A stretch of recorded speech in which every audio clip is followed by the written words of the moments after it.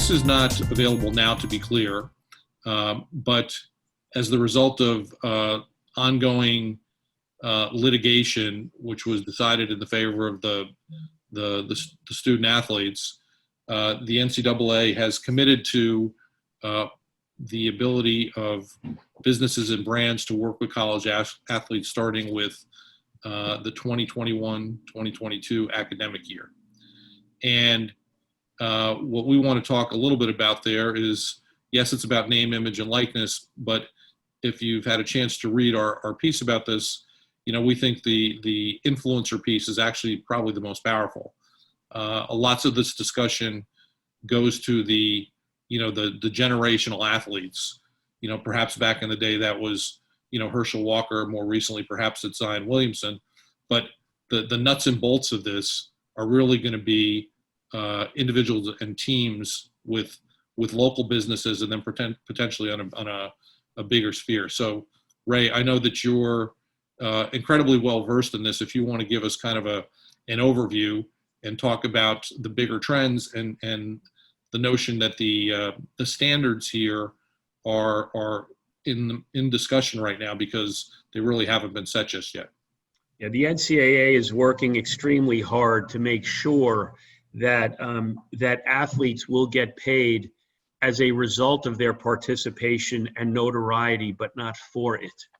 So, in other words, if you happen to have a female basketball player that generates as large of a social media aggregation as Zion Williamson, whether it's for play or for its fashion brand development or whatever, that person should be getting paid the same amount as a Zion Williamson, with the exception of some intellectual property, maybe upcharge.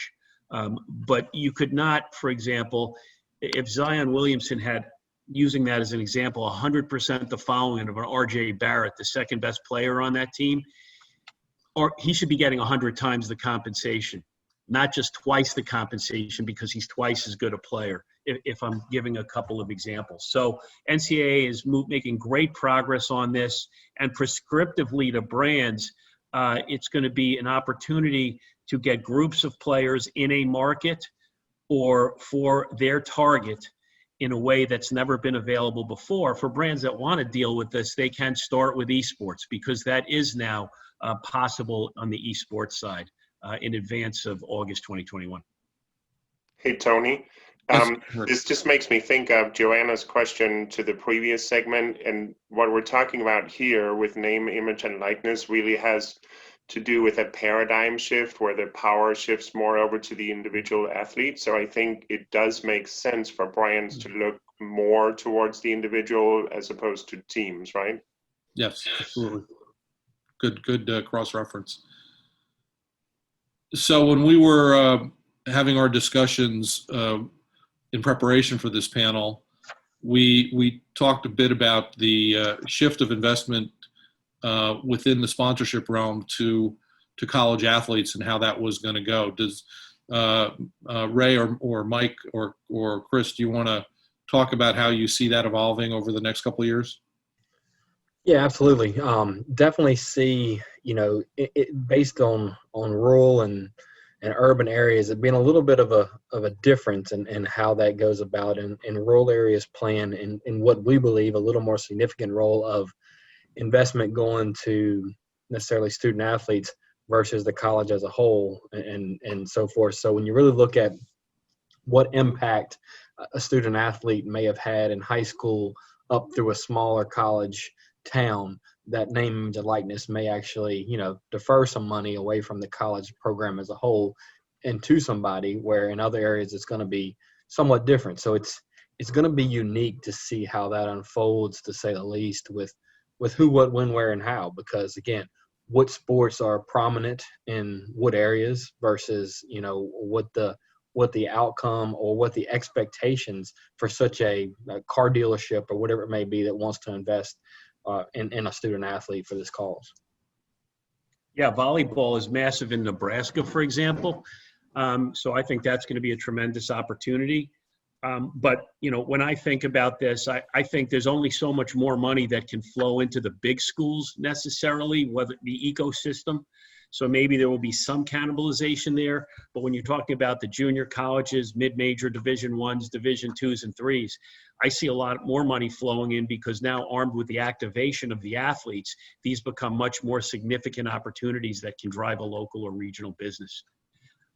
And then the relative lack of controversy of college athletes versus pro athletes, you know, and some of the politics that are out there right now, I definitely see money flowing into college sports as a whole. So Ray, talk about that lower risk, because we had some good discussion on that. I think our consensus was that you're more willing to forgive a youthful indiscretion than perhaps something that happens with somebody who's at the professional level. If you or anyone wants to comment on that, please do. Well, our thought process was, and we're open for the audience to chime in, was that, you know, a couple of factors. One, if you're sponsoring that high school volleyball star or that quarterback, and there's some indiscretion, it's typically not on the level of indiscretion of a professional high visibility athlete, number one. And then number two, you know, it may be easier to dismiss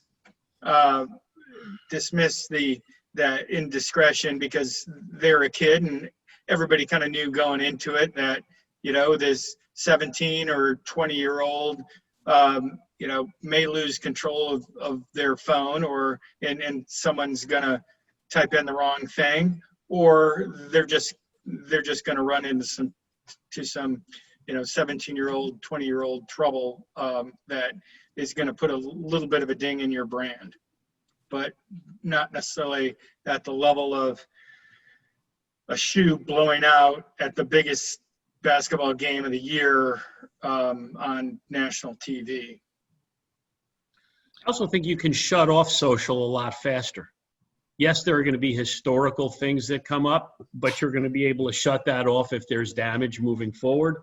And it's not going to make it into the mass media by and large once you get outside of the top few, as you said, generational athletes. Whereas in the pro sports rank, it's going to take a complete life of its own. Yeah, I do agree with Ray when you're evaluating the money coming in. I do think you'll see more companies and things taking, you know, the name, image, and likeness serious by investing in those individuals at this level, with the hopes that they are the next, you know, Michael Jordan or whomever, and they will follow that brand to the next level when they become professionals. So taking advantage at that time to make them known. I think you'll see some of that coming into the college space. So let's spend a little bit talking about the value exchange that's going to happen here. Clearly, everybody's going to talk first about the dollars and cents, but in our discussions, I think we all agree that there's value to both the sponsoring organization, the business or brand, and also to the athlete or athletes if it's a team, in terms of the interactions, because there's opportunity for speaking engagements, there's opportunity potentially for internships. And if you recall a series of commercials that the NCAA did a number of years ago, they make the point that most of their athletes are going to go professional in something other than the sport that they play. So it's the opportunity to have you know, the interaction with the real world as kind of an extension of their academic and athletic experience that might be particularly valuable. Would you care to comment on that a little bit, Ray? Yeah, I mean, there's going to be all sorts of great education that athletes for self-serving interests are going to want to take part, whether it's from CSMG or, you know, our strategic partners in Open Doors or Vince Thompson at Melt. You know, we're working on some, just generally discussing the business with them, but there is going to be a lot of lessons, brand building that's going to come out there. Vince Thompson, for example, has a book, Brand Me, Build Brand Me.